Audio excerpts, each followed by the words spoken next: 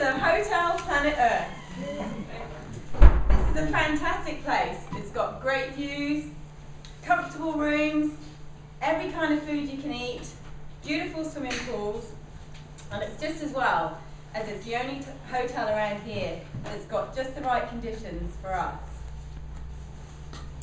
This hotel was started with a great big bang 4.6 billion years ago. But it's not always had the right conditions for humans. That took some time. We only began checking in 200,000 years ago, but now we're the dominant inhabitants.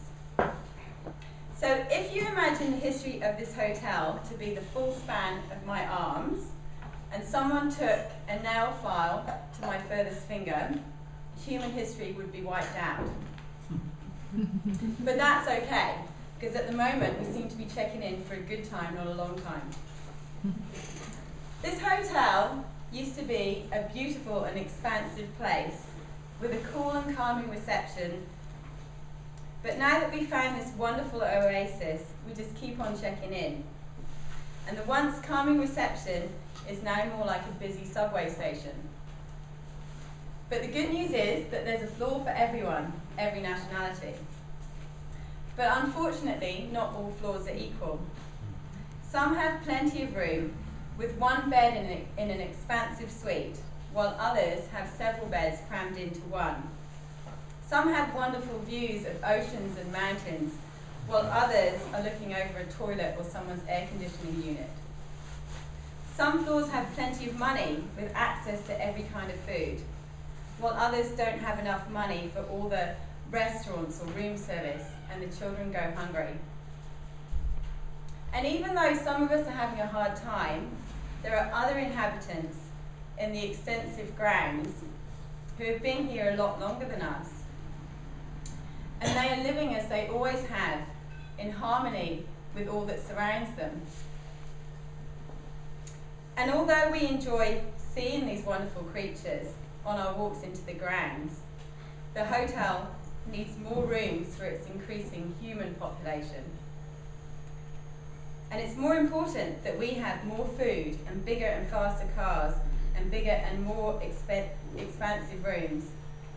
So where do these creatures go, and what do they eat? Well, they don't eat the all-day buffet, because that's for us. And why shouldn't it be? We deserve the latest and the greatest products each year. And once they're worn out, where do they go? Well, luckily there are big holes in the grounds that house all this rubbish. And they're getting bigger and bigger, not smaller.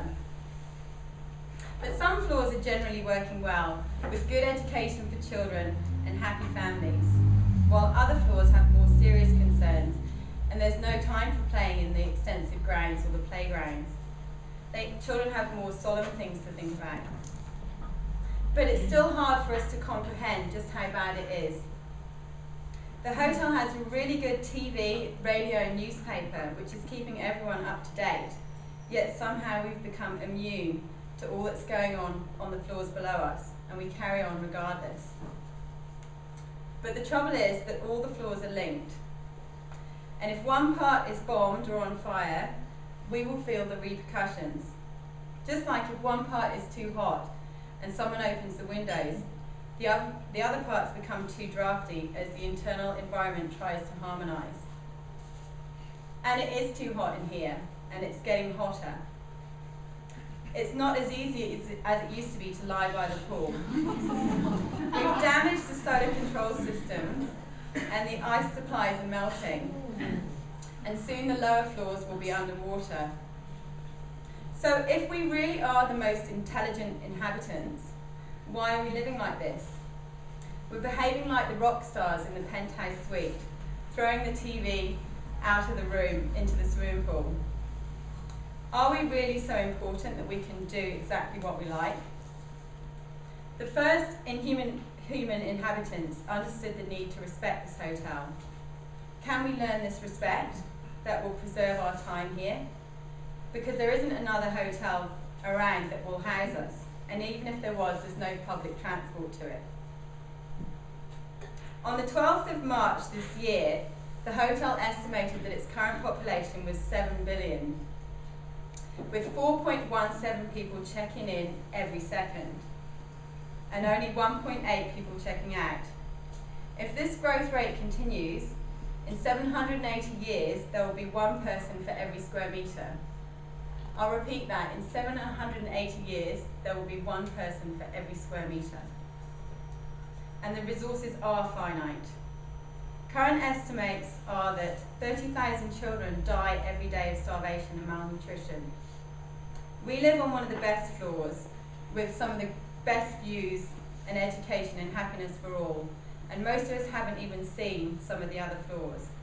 But as the population increases, so will food and fuel prices, and this will affect us too. As time goes on, it is inevitable that tensions will rise. So what rules are there to live by that will reduce this threat? We need to preserve the resources that are left. We need to respect the hotel that allows us to live. Let us not take more than we need just because we can. Let us not use more than we need just because we can. Let us use our intelligence to use and create smarter technology to help us preserve what we still have. Let's educate our families, friends and colleagues with what really is important. This problem is not going away, no matter how you look at it. We're at crisis point, so let's make a difference. Let's start now.